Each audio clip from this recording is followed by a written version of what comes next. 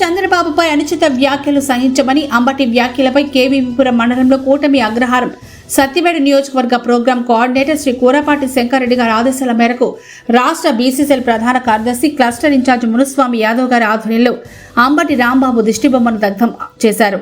ఈ ఆధ్వర్యంలో అంబటి రాంబాబు దిష్టిబొమ్మను దగ్ధం చేయగా కేవీపీపురం మండలం ఫిబ్రవరి 1వ తేదీ ముఖ్యమంత్రి నారా చంద్రబాబు నాయుడుపై అనుచిత వ్యాఖ్యలు చేస్తే తీవ్ర పరిణామాలు తప్పవని రాష్ట్ర బీసీసీఎల్ ప్రధాన కార్యదర్శి మునుస్వామి యాదవ్ గారు హెచ్చరించారు.